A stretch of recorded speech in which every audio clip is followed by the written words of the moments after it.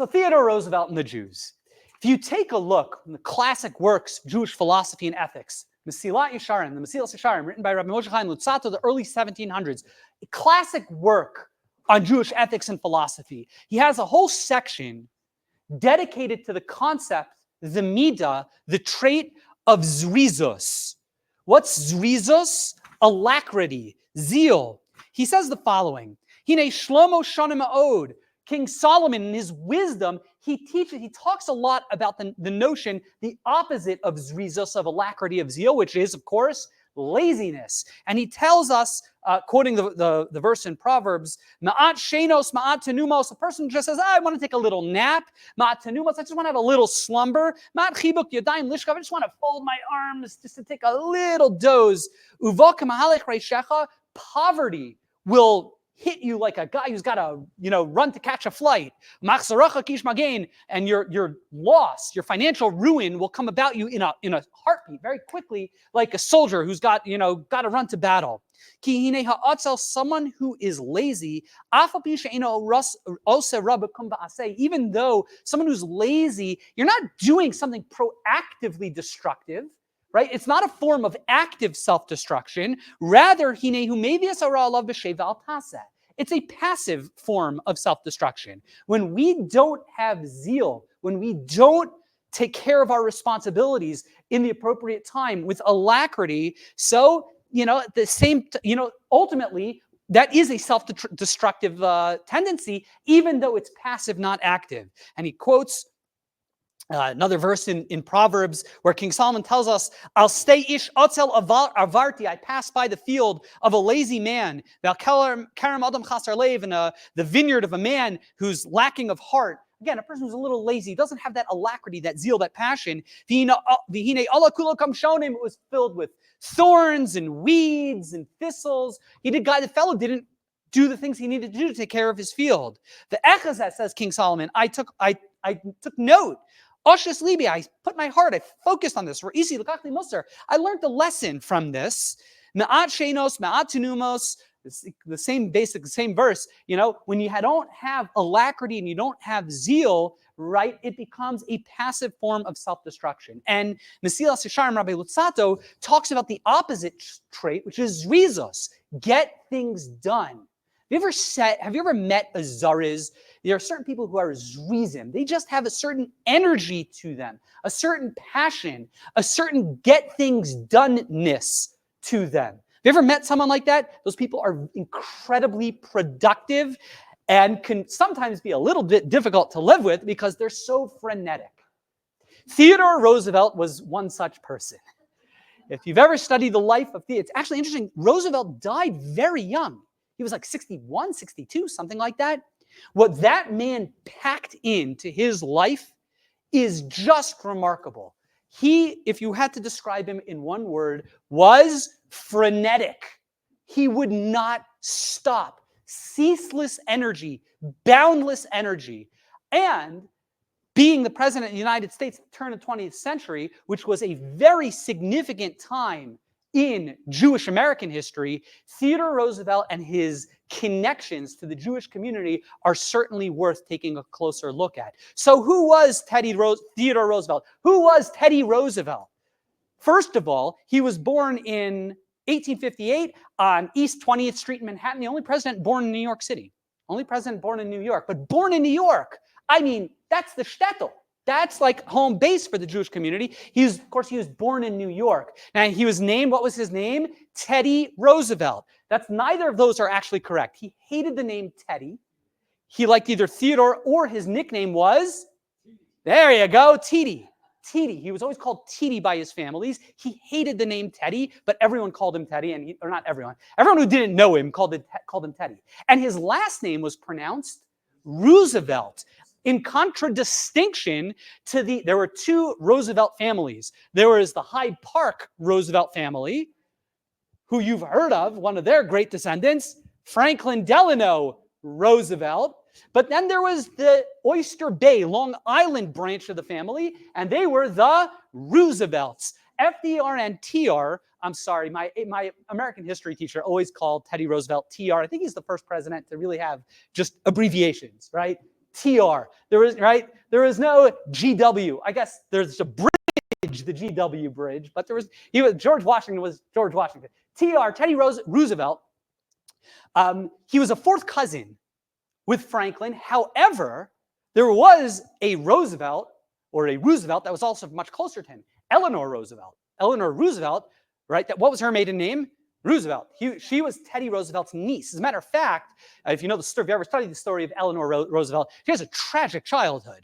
Her father was Elliot Roosevelt, which is Theodore's brother, who was an alcoholic and died of his alcoholism.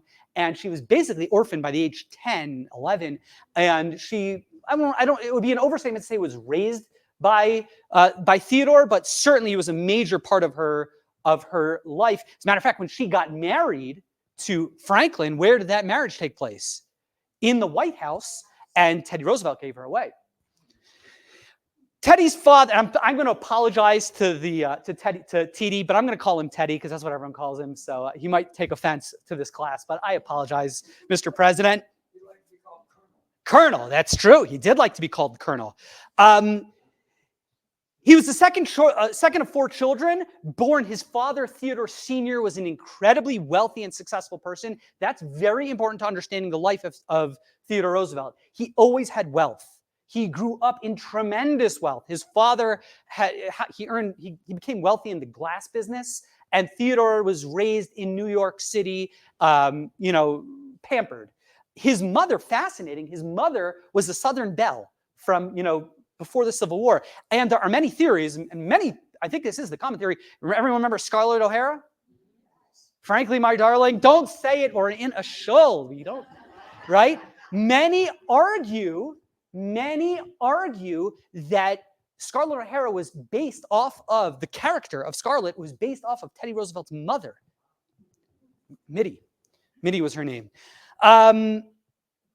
What was New York City like from a Jewish perspective at Roosevelt's birth? So there are roughly the year 1880, if you fast forward to roughly the year 1880, the statistics will tell you, and that's going to be a significant year in Jewish history, about 80,000 Jews. By his birth in 1858, pre-Civil War, is probably 3/4 of that, half that, I'm guessing. Who were these Jews? These Jews were primarily, I saw someone say it, German Jews. Primarily German Jews. Again, without going too back into our American Jewish history, you have that initial wave of Jewish immigration to, the United States. Those are going to be the Sephardic Jews from Recife, Brazil, and other places like that. And then really beginning in the 1820s, 1830s, and really picking up steam in the 1840s, you have the immigration of Jews from Central Europe, German Jews. Those are going to be, if you want to read the best book about what Jewish life was like during this time, you read the book called Our Crowd. You read it? Okay, I said, all right. Our Crowd is the book to read if you want to get a sense of what the German-American Jewish life in New York City. It's a book that portrays the wealthy German Jews. There are many These Jews tended to be middle class, upper middle class. That's who the Jews were like when that's what New York City's Jewish population looked like when at Roosevelt's childhood. He was a sickly child. Oh, let me. I gotta go to our pictures. And again, I apologize to my friends. So that's Theodore Sr. and that's Mitty. There you have Teddy as a child. Why is he dressed as a girl? They used to dress little boys, even you'll see, even for the early 1900s, they used to dress until they were like 2 years old in skirts. Thank you, God, for having me born, not in that century, not that era. He was important in terms of understanding who Theodore Roosevelt was. He was a sickly child. He had terrible asthma. Back then, what was the cure? What was the common thinking? How do you cure asthma? Cigars. And it's no joke. You would have little children, and Theodore would talk about, as a child, gagging on his asthma. So here, they would smoke cigars. You'd see these, I don't know, good Lord help us, I don't know. But he would smoke cigars. He was a brilliant child. He loved to read. And he would always be, even though he was underratedly smart. He spoke several languages, and he loved to read. You would never catch him without a book. He was somewhat of an autodidact, although he didn't really go to a proper schooling as a child. because of his asthma, he had to be really be tutored. And as we'll see in just a moment, he traveled the world on several occasions as a child, but he was really taught at home and he just read, and he would eventually go to Harvard. So he did have proper schooling, but that wouldn't be till later in his life. His father gave him advice. If you want, everyone says, if you want to understand Theodore Roosevelt, you have to understand the following quote. The advice is his father, who Theodore adored. He adored his father, gave him the following advice. Theodore, you have the mind, but you have not the body. And without the help of the body, the mind cannot go as far as it should. I am giving you the tools, but it's up to you to make your body. It's actually very good advice. It's very smart. You talk about even from a Torah and a Musar perspective, we talk about Torah and learning. You got to take care of your body. And Teddy Roosevelt just did not have a good body. And from that point onwards, that's where he really developed. He was convinced he had to heal himself by becoming incredibly active, which he did. He got into boxing, into exercise, and became an outdoorsman, horseback. He was an incredibly athletic, energetic, physically oriented person. And it was really because of his father's advice, which he really took to heart. And that would be one of the defining elements of who he was. In 1873, Teddy Roosevelt went on a tour. His whole family went on a tour of the Far East and then the Middle East. And it was actually the second time he had gone to Europe as like an 8 or 9 year old. But then again, he's like about 15. And on his journey, where did he go? To Palestine. And of course, he went to visit all the holy sites, including the Kotel, the Western Wall. And in his journal, he wrote the following reflection, which is just so charming. In the afternoon, we went to the wailing place of the Jews, the Kotel. Many of the women were in earnest, but most of the men were evidently shamming. I love it. He just didn't think the men were davening with kavana. He thought they were all just faking. That's just amazing. I don't know. Is he right or is he not right? That's actually a quote. This is the actual. This is from his journal. He goes to Harvard and graduates eventually after Harvard. While in Harvard, his father died tragically, and it really, again, a very defining part of his life was the loss of his father. After graduating Harvard, I think he went to Columbia Law. And then after that, he managed to get himself elected to the New York State Senate. So New York State politics, he's a young guy, very young, but he was so energetic. So you would think he was like, I think 23, maybe 24, something like that. And he got elected as a New York State senator. And he certainly didn't carry himself like the rookie. He was very domineering, very loud, very boisterous. It was at that point where he gets married to his wife, Alice, and they have a baby girl named Alice. And then it's almost unimaginable tragedies. On this day that Alice was born, his wife Alice died in childbirth, and his mother, Mitty, died 2 hours later in the same house. It was, and it is very interesting is that in all the historical psychologists, they all tell you that Theodore, he processed the death of his father. You could see in his journal, he wrote about it a lot. That day in his journal, the death of his wife and of his mother, he didn't write anything. He just there's a big black X in his journal, and he talked hardly anything about it. As a matter of fact, it's fascinating, his relationship with his daughter, Alice. He wouldn't even call her Alice. He called her Baby Lee. That was her middle name. And he basically abandoned her. She was raised by her aunt, Teddy's sister, Bammy, until we'll see Teddy gets remarried. And they had a very, very, very difficult relationship. Why? Because Alice was basically Teddy in female form, and they clashed. She was also frenetic. She was the longest living child of any president. She died in 1980. She died at the age 96. You have some of the best quotes. She would say she did not like her father. He wrote, and this is her description of her father. He wants to be the bride at every wedding, the corpse at every funeral, and the baby at every christening. And she was right. And she was a handful. She was a real handful. This is by far one of my favorite presidential quotes. Certainly my favorite presidential quote as it relates to children. Once at a White House visitor commented on Alice's frequent interruptions to the president's office, often to offer political advice as a 16-year-old. The exhausted president commented to his friend after she interrupted their conversation for the third time and he threatened her to throw her out of the window. He said the following. He said, I could either run the country or I could attend to Alice, but I cannot possibly do both. I feel the same way about my children. There's Alice. Alice, Longworth nail. But before we get to him in the White House, there are a couple of important things. As almost as a way of him grieving his loss, he went west to the Dakotas, where he became a cattleman. He was a cowboy and an adventurer. So if you want to know why Theodore, right, the Badlands of the Dakotas, you want to know why it's called Theodore Roosevelt National Park, that's where he hung out. Badlands, that was Roosevelt, that was his area. Were there Jewish cowboys? This is like the 1880s. Were there Jewish cowboys?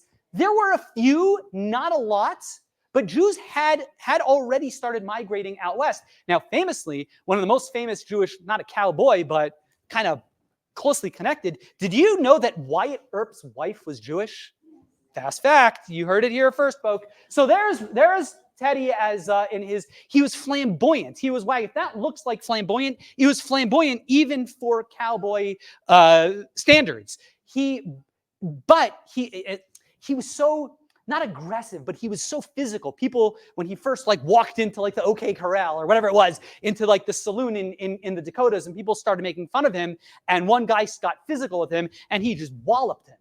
And people learned you don't start with Teddy Roosevelt. He was a very, very strong person. He had a cattle ranch out in the Dakotas. It eventually floundered because the weather there was horrible, but it didn't really matter to him because he had enough money. It didn't really matter. I thought we did that already. There we go. He would eventually remarry pretty shortly after the death of his first wife, Alice. He remarried his childhood friend, Ethel Caro. That's her right there. And they would have several children together, including, let's just read it. We got on this picture, it's Quentin, then Theodore, then Quentin, then Theodore, then Ted, then Archie, then Alice. That's Alice right there. Kermit, Edith, and Ethel. And they were a rambunctious family, to say the least. Kermit died by suicide in World War II, and Quentin would die tragically right before Teddy died in World War I, shot down by the Germans. He was actually a pilot, which was unusual, one of the few people in the Army Air Force, the Army Air or whatever it was called, in World War I. His house, if you've ever been to New York, of course, that's called Sagamore Hill. Don't go in there because, oh no, we don't have it over here. It's creepy. Why? Because have you anyone ever been into Sagamore Hill? Right? What do you notice in Sagamore Hill? It's haunted. Why is it haunted? Because he was a real hunter. That's what he loved, and he used to keep all of his animals, everywhere. Edith, you'll see in the dining room there are animal heads everywhere, except opposite where Edith was sitting. She's like, I don't want to be looking at a moose while I eat. What's interesting, and it's we don't really know why, but I did some research. There are 2 menorahs in Sagamore Hill. No one really knows the story to them, but maybe getting back to Teddy Roosevelt, because of his New York connections, as we're going to see moving forward, had many, many, many Jewish interactions. And as we're going to see, as we continue, a lot of Jewish connections. So someone gifted it to them. We don't really know the story, but I believe they're still on display there if you go there today. In 1889, he was appointed by President Benjamin Harrison, as the commissioner to the U.S. Civil Service, as a member of the U.S. Civil Service Commission. What was that? That was the agency that was actually created by Chester Arthur, which was part of the Pendleton Civil Service Reform Act, which was basically to clean out corruption of the spoil system, something we've talked about in other classes and other programs, not to get too far afield in your American history, but it used to be what happened. Presidents, one of their biggest things that they would do is they were the CEO of a huge company. What was that company called? The United States government. And they would give out all sorts of jobs to political appointees as favors and things like that. So if you wanted to be a postal worker in Sheboygan, it depends. Are you a Republican? Then you could get hired. If the president's a Republican. And it just became a very corrupt system because you're a good post office clerk. Why should that why should your political affiliation have anything to do with that? And that was the Pendleton Civil Service Act, which really banned or barred people who are in the government's civil service. There shouldn't have any kind of political requirements for that. And that's where Roosevelt, who was a commissioner of that, who was a member of that commission, that's where he first got introduced to progressive ideology. The idea of you're living in the Gilded Age, as Mark Twain would call it. What was the Gilded Age? This was the age of the robber barons. This was the age, the second half of the 19th century was an age of the government got bigger, companies got bigger, there was zero regulation of both. And there was tremendous corruption within the government, and there was a lot of exploitation by industry. Roosevelt, interestingly, a Republican, as part of the Civil Service Commission, he was tasked with reform, with reining in corruption and bribery and exploitation. This was his first sense and first exposure to that kind of progressive ideology. In 1894, after serving a couple years on the Civil Service Commission, he gets appointed as the police commissioner. Functionally, he was the chief of police. It actually was a panel. I believe Fred Grant, who was Ulysses Grant's son, was also on that panel, but they didn't do anything. Roosevelt really was the police chief in New York City. Made a lot of reforms corrupting the policing, including there was uneven enforcement of the blue laws. Basically, if you had a saloon that had to be closed on Sundays, well, if you bribed the police, you could be open. So he put an end to that. At this point, by 1894, when he's now back in New York as the police commissioner, now the Jewish community, at least in New York City, is beginning to explode. What do I mean by beginning to explode? Because really beginning in 1881, 1882, and 1883, you have what historians call the beginning of the Great Wave of Jewish migration.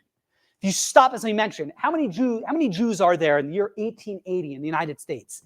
Roughly 250,000, maybe.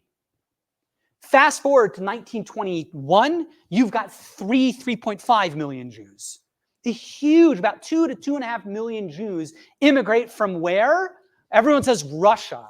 What you mean is Eastern Europe. By Russia, what we mean is Poland, Lithuania, the Ukraine, Belarus, parts of Russia, the Pale of Settlements.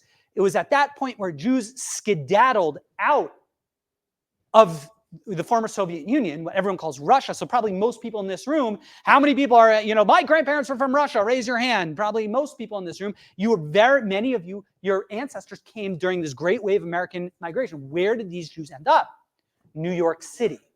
In New York City. Now they would move to points west, but not almost, virtually all of them, except for a small few which were processed in Galveston, Texas, virtually all of them were processed where?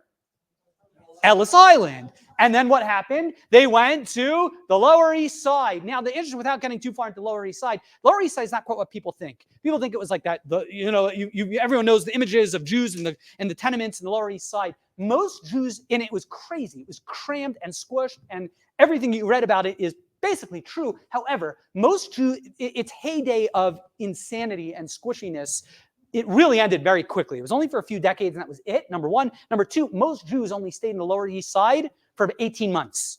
And then you went in, and then you moved out. Where did you move? You moved to the Bronx. Then from the Bronx, where did you move? To Westchester. And then from Westchester, where did you move? I don't know, Oklahoma. That was a very common trajectory of Jews getting out. So it was like a processing. They would stay in the Lower East Side for a few years, then move on maybe to the suburbs, and maybe the suburbs of the suburbs, and then to points west. By 1910, again, this is past Roosevelt being at the police commissioner. He left in 1896. Over 1 million Jews, making up 25% of New York's population. There's a story of a fellow named Otto Raphael who in 1895 ran into a burning tenement to save its residents. He was Jewish, and when Roosevelt heard about him, it's got a picture of him. It's out of order. There he is, Raphael. And when he heard about him, he encouraged him to join the police force. Very proud of him. Now, one of the most interesting things, just so you get a sense of who Roosevelt was in terms of his relationship to the Jewish people, in something like 1896, there was a fellow named Pastor Herman, I'm not going to mispronounce it, Alwart, who was a German preacher. That's him right there. He was vehemently anti-Semitic. And he came to New York from Germany to go on an anti-Semitic crusade to speak publicly about how horrible the Jews are and we're taking over the world and we're destroying the world and all that. He was a publicly, Hitler-esque, evil person.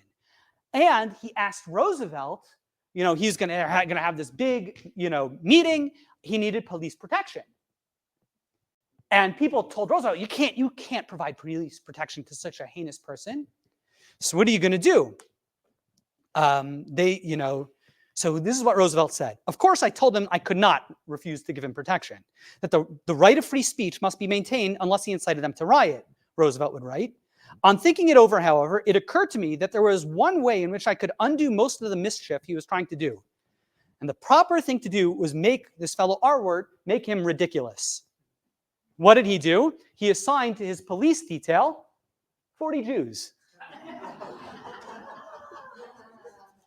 And that was the end of him. Continuing that precedent, actually, in 1938, actually copying Roosevelt's, that's a brilliant idea, right? It says a lot. It's such a good snapshot picture of who Roosevelt was. Brilliant guy, very sensitive. He really cared. He was a good guy. He in 1938, the Mayor LaGuardia, who by the way was Jewish. Most people don't know that. Mayor LaGuardia was Jewish. His mother was Jewish. Mayor LaGuardia, like the airport, his mother, he was Jewish. Yes. I don't think he was a very deep Jew, but he was Jewish. That, to my knowledge, I could be wrong, but I'm pretty sure he was. He continued TR's precedent. What did he do? In 1938, this is at the rise of Hitlerism, so to protect the German consulate, he assigned Jewish officers to protect the German consulate in New York. This is out of order. I apologize. This is all out of order. Okay. Ignore that. We'll stay over there. Pardon me. In 1896, President McKinley nominates Roosevelt to be the Assistant Secretary of the Navy, which he did for a few years. And he goes back to Washington, D.C. It was an 1898 with a very confusing story, not for now, but in Havana Harbor in Cuba, what happened on April 21st, or really in April something, 1898, the USS Maine, which was a battleship or some type of Navy boat, I don't know if it was a battleship or a destroyer, was in Havana Harbor.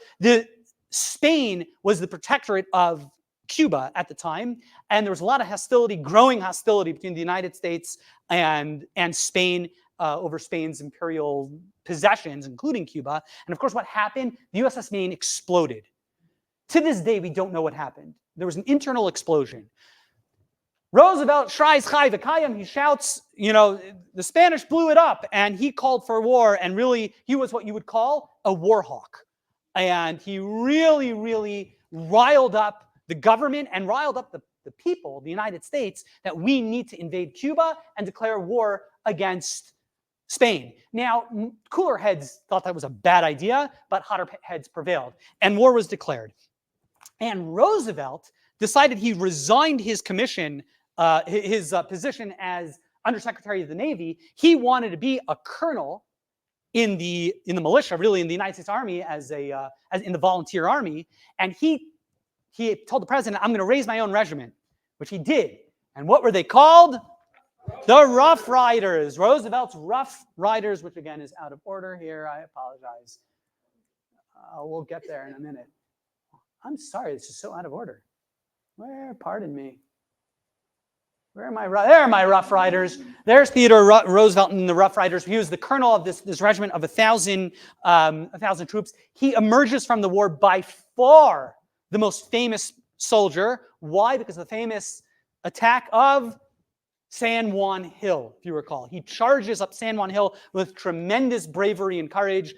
It actually was probably ludicrous and reckless. He was the only person on horseback riding straight up this hill, and he should have and could have been killed, but he wasn't.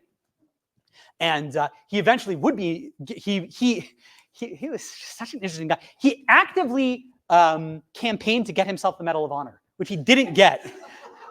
He didn't get, but he would be awarded by Bill Clinton. Bill Clinton posthumously gave him the Medal of Honor, making him and his son Theodore Jr.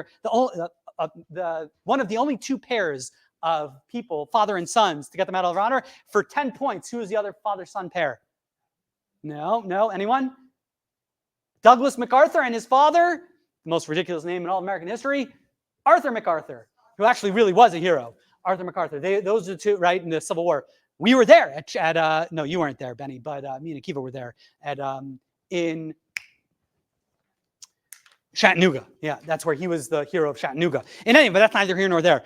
He at San Juan Hill, he becomes a hero. He comes home a celebrated hero. But it's interesting. Of the Rough Riders, 17 of them were Jewish. The Rough Riders were a big chullent of people of academics from Harvard and cowboys from Nebraska and Jews and Gentiles. He would write, one of the best colonels among the regulars who fought beside me was a Jew. One of the commanders of the ships which blockaded the coast so well was a Jew. In my own regiment, I promoted 5 men from the ranks for valor, and these included one Jew. The first Rough Rider to be killed in action was a Jew.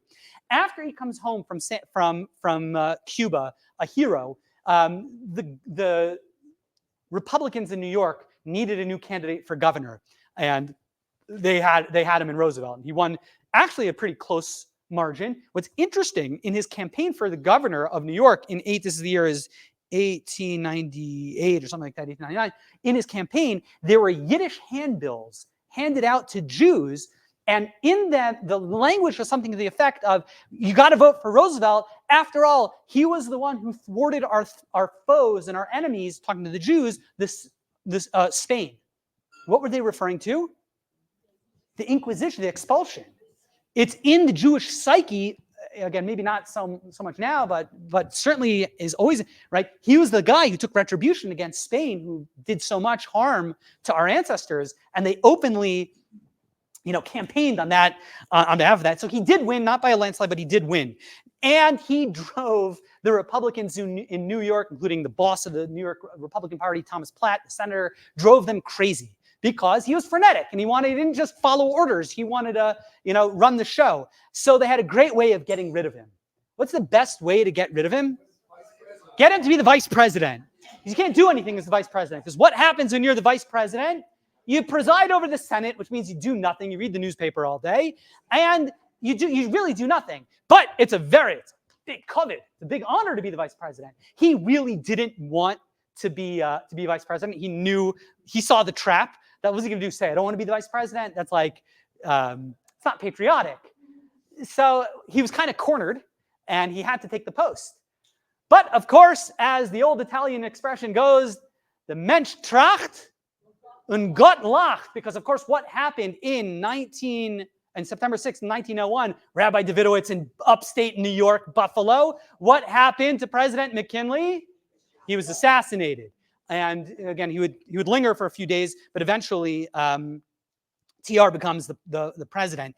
He's actually the youngest president ever. People think it was JFK. JFK was the youngest president to be elected. TR was the youngest president ever to take office. He took office on assassination of McKinley. The great irony of TR's presidency is for a president to really be ranked, and he had such ambition because of his rizos, which we talked about earlier, his freneticism. He really wanted to accomplish great things. The problem was, in order to become, and historically, how do you become and live up to the reputation of being one of the best presidents? You really need crisis. The irony of Teddy Roosevelt's presidency, there weren't really any major crises.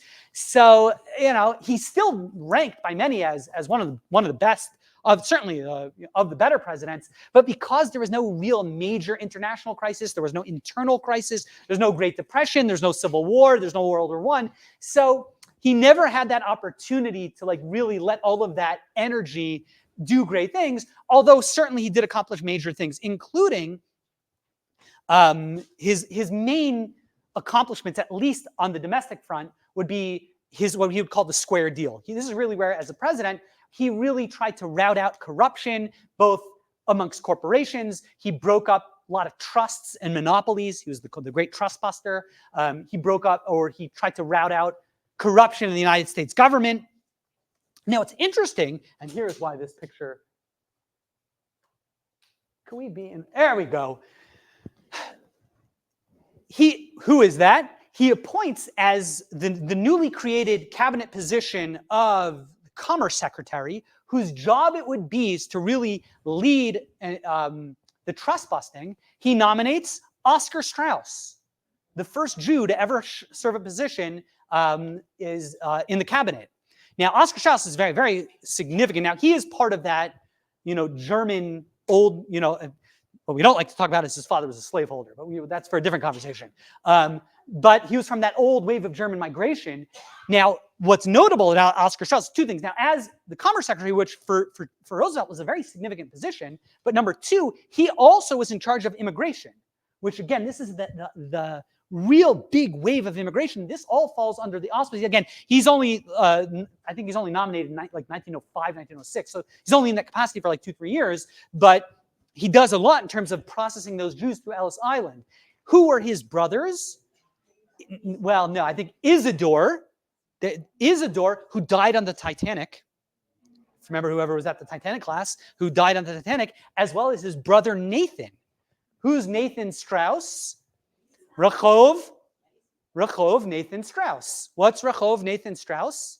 One of the main streets, middle of town in Jerusalem, named after his brother. Why? Because Nathan, they were very wealthy, a very wealthy family. They're the Macy's department store. They were really not everyone except for Oscar. But Nathan and Isidore were not the founders, but the owners of Macy's. And they were very, very wealthy, became very wealthy, and very philanthropic. As a matter of fact, they were, and it would be not him, again, his brother Nathan, who would become a big Zionist, funnel a lot of money to Israel and Zionist causes, and as a way of a token of appreciation of his tremendous philanthropy. So Rehov Strauss in Jerusalem is named after him, as well as a very important city in Israel is named after him.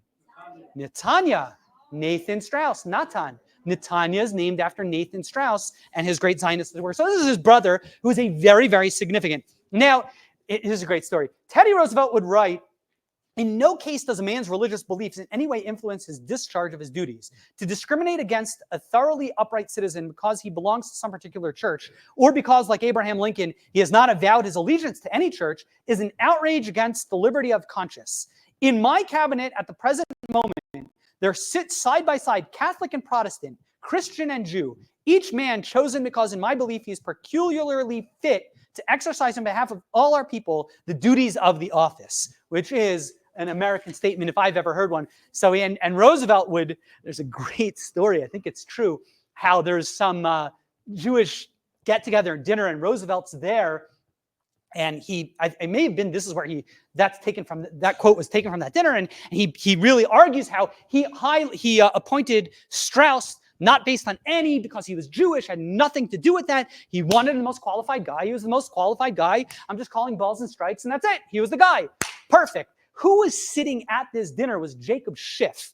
Jacob Schiff was a prominent Jewish, again, from the German Jewish, so a very wealthy, very significant person. He's actually, whole story about Jacob Schiff, he was a very significant person. The problem with Jacob Schiff is he was totally deaf, and he couldn't hear a word that Roosevelt just said. So after Roosevelt got finished speaking, he gets up and he says, before Roosevelt appointed Strauss, he came over to me, he says, "I need to find a Jew to be the next cabinet, to serve on my cabinet. Right? Who do you recommend?" It made for an awkward moment. Now, of course, in his foreign policy, Roosevelt, now, by the way, what's that? That's the Strauss Memorial right in front of the Ronald Reagan building in Washington, D.C. on 14th Street between Pennsylvania Avenue and Constitution Avenue. That's right in the heart of town.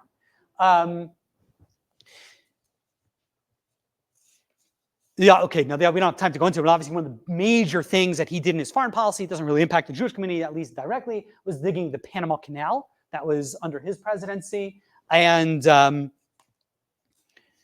course, his policy was, everyone knows his philosophy on foreign affairs was speak softly and carry a big stick, right? Roosevelt, it would be called the Roosevelt corollary to the Monroe Doctrine. If you remember the Monroe Doctrine, which basically told James Monroe, almost 100 years before that, had told the European countries that the Western Hemisphere is off limits. That was the Monroe Doctrine. The Roosevelt corollary is we're going to carry a big stick as well. And there's a lot of dysfunction in the Western Hemisphere. We're going to be the policemen. And this was really the first time, it was under Roosevelt's presidency, that the notion of the United States taking on an international role of enforcing international order in things that really weren't directly related to the United States and their internal affairs, something that we take for granted. The United States, if there's an outrage in Africa, the United States will do something about it, or at least we'll say something about it. We'll, maybe even take action about it, right? That really only begins to develop under Roosevelt. And perhaps one of the greatest examples of that was Roosevelt's response to the 1903 Kishinev riots. What were the Kishinev riots? The Kishinev riots was in Kishinev, which is in, I believe, Moldova, thank you. In 1903, 49, it was one of the worst pogroms kind of in modern times, obviously before, not including the Holocaust. 49 Jews were killed, 92 were gravely injured, a number of Jewish women were raped, over 500. It was catastrophic, and it was covered by the media and by the press, and it made its way, and the United States Jewish community really saw this as an outrage, and it was reported by the New York Times. It became a big thing. And TR, he really championed the Jewish cause, and he wrote an official letter of censure to Tsar Nicholas. And he wrote, "I need not dwell upon the fact that so patent as the widespread indignation with which the American people heard of the dreadful outrages upon the Jews in Kishinev. I have never in my experience in this country known of a more immediate or a deeper expression of sympathy for the victims and of horror over the appalling calamity that has occurred." And he sent this letter to the Tsar, who refused to accept it. So Roosevelt said, "Fine, I'll publish it." And he published it. And this is some caricature in the news of that. That's TR chastising the Tsar, and this is oppression, and that's a Jew being struggling under the weight of oppression. Now, Teddy Roosevelt, for fun and recreation, this just as an aside, he liked to hang out in a park called the Northwest Branch of the Anacostia River, which feeds eventually into the Potomac. And he loved a place called, an area along the Northwest Branch right there called the Burnt Mills. Mother and I had the most lovely ride the other day, way up beyond Sligo Creek, to what is called the Northwest Branch at Burnt Mills, where is a beautiful gorge, deep and narrow, with great boulders and even cliffs. Do you recognize that? This is where I grew up. This is literally, I spent my childhood, and then we always knew as children, we always heard these rumors that Teddy Roosevelt used to hang out here. There was, a matter of fact, this is for sure not true, there used to be a rope over the creek, and everyone used to say, that was the rope that Teddy Roosevelt used to swing his kids over the creek. But it was literally this area. This is like where I grew up. This is my childhood. Teddy Roosevelt grew up, used to hang out there with his kids. So that's my personal connection to Teddy Roosevelt, with one other personal connection. In 1909, a group of Jews, this is at the end of Roosevelt's presidency, a group of Jews, now there were Jews in D.C. The first Jewish congregation, first Jewish shul opens up in 1860-something in probably the 1870s. Late 1860s, early 1870s, early 1870s. The first Jewish shul opens up in Washington, D.C., and President Grant attends the Chanukah Habayis, the inauguration of that shul. But in 1909, as that great wave of Jewish immigration, Eastern European Jewish immigration, and the Jewish population really increases, so a shul was established in 1909 in Capitol Hill. They called it the Southeast Hebrew Congregation of Capitol Hill. And eventually congressmen and senators used to go there as well. In 1960-something or other, the rabbi of that shul, Rabbi Simon Bernstein, as Capitol Hill really began to gentrify and the crime, and even if you go to parts of Capitol Hill today, it's really not a very safe area, he moved this congregation. It was an Orthodox congregation. He moved it where? To White Oak, Maryland. That's the shul that I grew up. I grew up in, this is the original building, but I grew up in Southeast Hebrew Congregation, which was founded blocks away from the White House during Roosevelt's presidency. Of course, after his presidency, one last important point, of course, when we talk about Teddy Roosevelt, is there was a famous story that he went on a hunting expedition and he wanted to hunt a bear, right? And there was no bears to be shot. So what did they do? So some guy, I forgot who this was, some senator, congressman, distinguished person, caught a bear and said, well, tie the bear to the tree and you'll shoot it. And Roosevelt's like, that's not sportsmanlike. And everyone heard about the story. That cartoon was drawn. This is a very popular cartoon. And then Morris Mitchum, saw this drawing of Roosevelt and was inspired to create a teddy bear. That is the original teddy bear on display in the Smithsonian. That's where the origination of the teddy bear was. It was actually called Teddy's bear. Teddy's bear.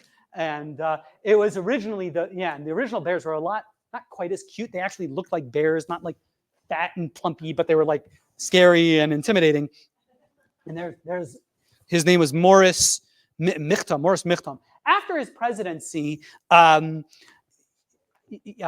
Taft takes over as president. There was one issue that came up under Taft's presidency, which Roosevelt took a real strong opinion on, which was on people's passports, should it say what religion you are? And Roosevelt felt very strongly that it shouldn't.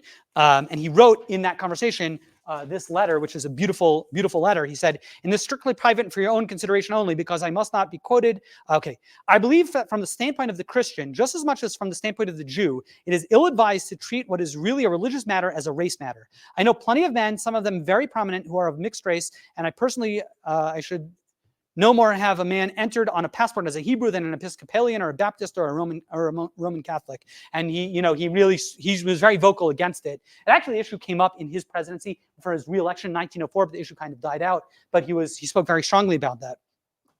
Of course, during his presidency, his post-presidency, he went on to Africa on a safari where he shot all sorts of large animals.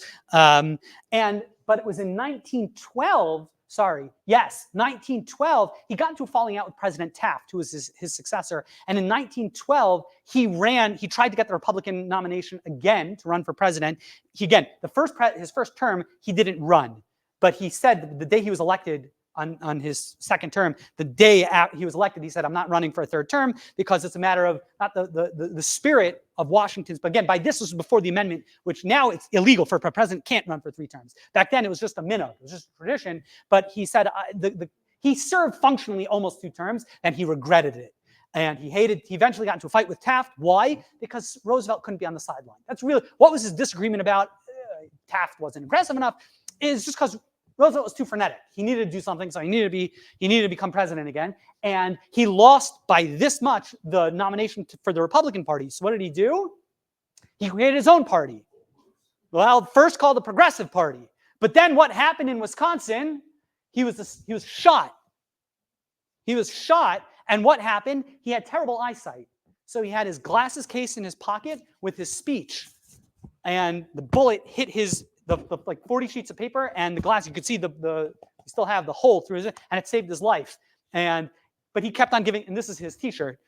Now, because he was a hunter, he knew he wasn't coughing up blood. He knew that the bullet hadn't penetrated his lung. So he diagnosed himself. He'll be okay. So he continued to give his speech for 45 minutes.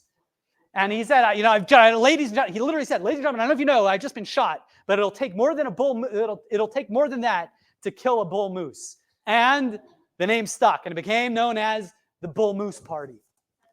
He lost that, and he split the Republican vote, and Wilson would become president. And he hated Wilson. He hated Wilson. Why? Because Wilson was ambivalent to getting into World War I, and Roosevelt, he was a fighter, and he liked the glory of the war, and he thought Wilson was too timid. But number 2 is once Wilson entered the war, Wilson and the 14-point plan, and Wilson wanted to sue for peace, which eventually would happen. Teddy Roosevelt said, "You're just postponing the inevitable. Anything short of unconditional surrender, you're just punting, and our children are going to have to fight this war." And he was right. That's really, if you study that's really world. But everyone know what was World War II? World War II and World War I were the same war. It was just a 20-year hiatus, but it was the same thing, and Teddy Roosevelt was absolutely right. In the wake of World War I, of course, is the real birth of Zionism in a practical way with the Balfour Declaration. The Ottomans are now kicked out of the Middle East, and there was now real talk immediately after World War I about a Jewish homeland. And Teddy Roosevelt was an outspoken, very loud proponent of Israel and Zionism. The Balfour Declaration was issued in 1917. He declared, "It is entirely proper to start a Zionist state around Jerusalem, for peace would only happen if Jews were given Palestine. In a list of goals at the end of World War I, he included Palestine be made a Jewish state. Now, of course, really before the war, in 1913, again, he had gone to Africa, and then he went to the Amazon. He was crazy. Again, he was frenetic. He was restless and ceaseless energy. And he went on an excursion down the Amazon, all the way down the Amazon to literally, not figuratively, literally uncharted territory. While he was on the boat, on the river, the boat's capsized, and in order to save the canoe from smashing into the rapids, he ended up injuring his leg. It was a minor injury, but it got infected. He nearly died on that trip. He was delirious. They thought he barely made it out, but eventually that infection never went away, and he died in January of 1919. I want to just end. Roosevelt, our champion of the Jews, and again, he really he was beloved by Jews, and he had a very fond relationship with Jews.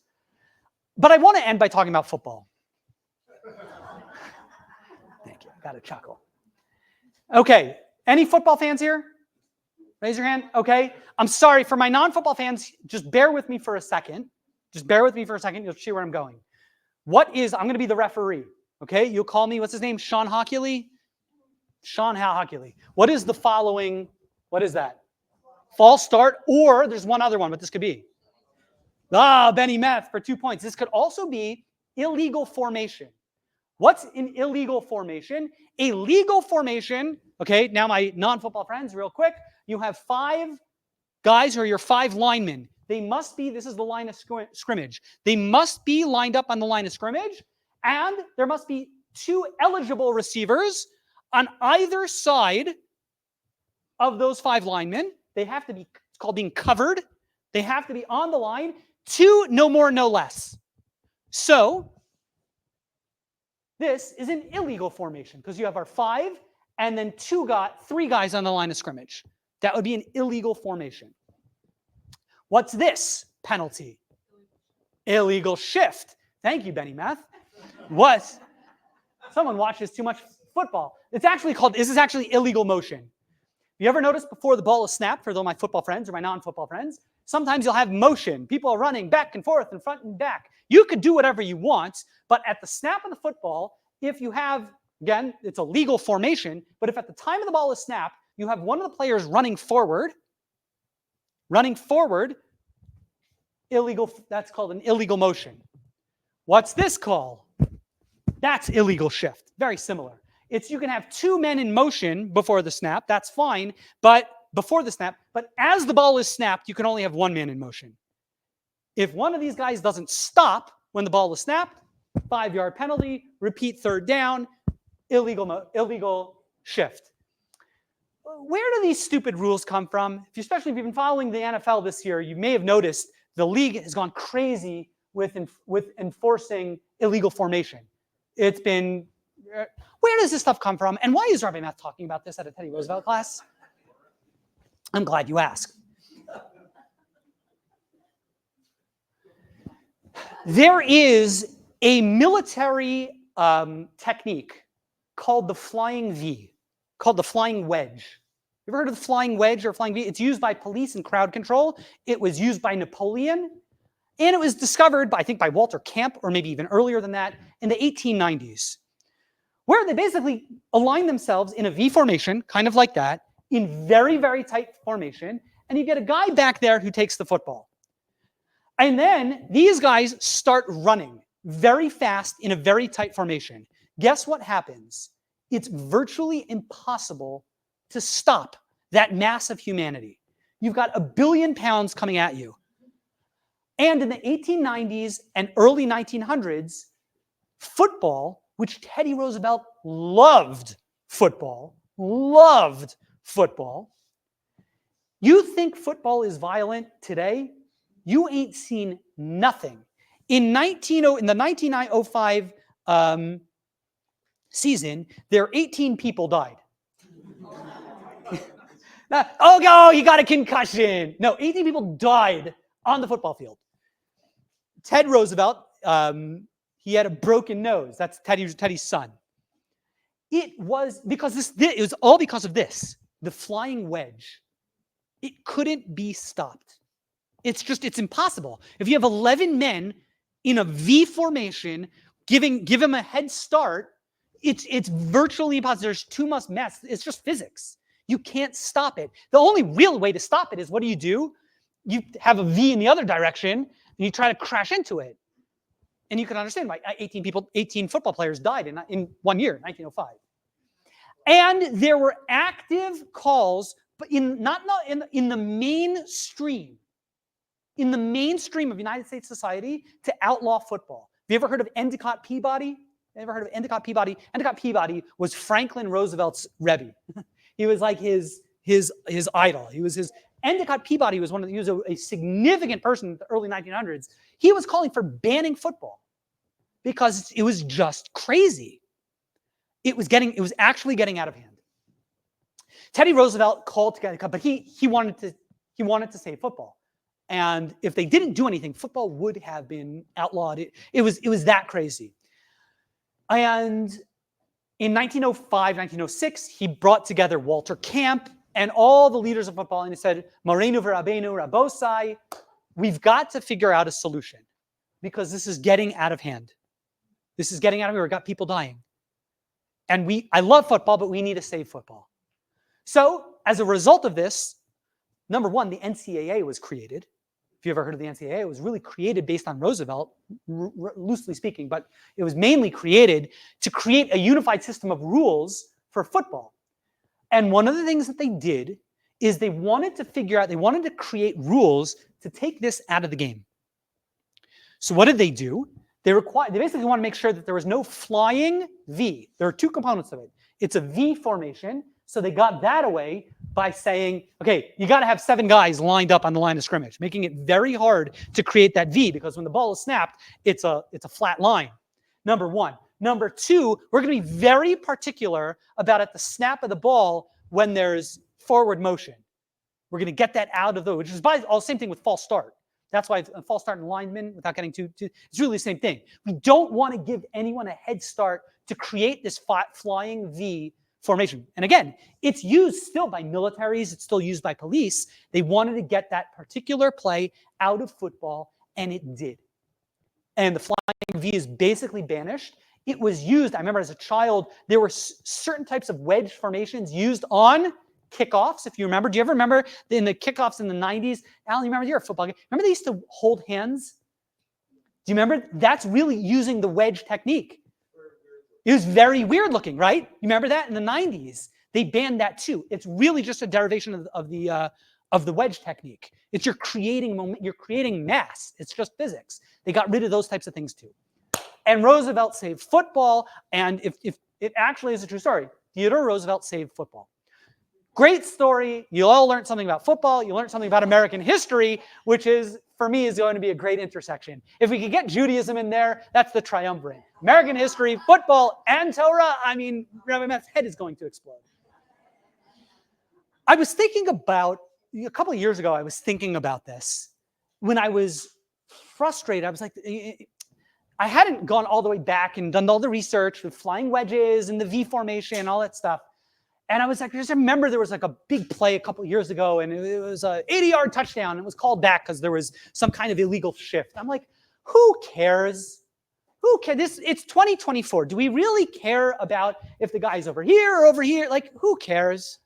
Why are we still enforcing this stuff? This was in the late 1800s, early 1900s. Why? This is not part of the game anymore. Why are we still so particular about flying wedges, about formations and shifts and all that stuff? Why do we care about it? It's so archaic. It's so ancient. It's so not relevant to me. You know what the answer is? Guess what would happen if they stopped enforcing this? Guess what would come back? The flying wedge. It's a very, very profound, simple, yet profound observation. The rules don't seem very relevant. I don't really understand them. They seem, so you had 2 guys running in motion when the ball is snapped. Who cares? The answer is you need those rules, because otherwise you're going to be back to the flying wedge, and the whole thing will be over. You're going to go back to your original problems. In a certain sense, what really emerges, a rule which at first glance doesn't seem very relevant, actually is incredibly relevant, evidenced by the fact that football has survived, right? Here it is, you're in 2024, and football is amazing. We're 120 years after this. This rule actually is the reason why football is where it is today, or part of the reason. And I was thinking, isn't that such an amazing metaphor? There are so many mitzvahs in the Torah. The Ramban tells us how many mitzvahs we have in the Torah. We have, for example, Passover. We have all the rules of Passover. You got to eat this amount of matzah. Not that amount of matzah, this amount of matzah. And you got to eat maror with it. Now, maror's got to be this. It can't be that. It's got to be this. And 4 cups of wine. 3 cups of wine, that's not going to do, folks. You need 4 cups of wine. And we have all these details and mitzvahs. And Ramban tells us the function of it is ultimately, what's the reason why we do a lot of those types of mitzvahs? Specifically, let's say Passover, for example. It's so that we are kovei b'libeinu, that we establish in our hearts the story of Yetzias Mitzrayim. And I get this all the question, Rabbi, I get it. Why can't we'll sit down and we'll talk about the Passover story, but why do we need all the details? Why do we need all the minutia? And you can really ask this question. I'm just picking on Passover as an example. You can ask this question on so many parts of Torah and Judaism.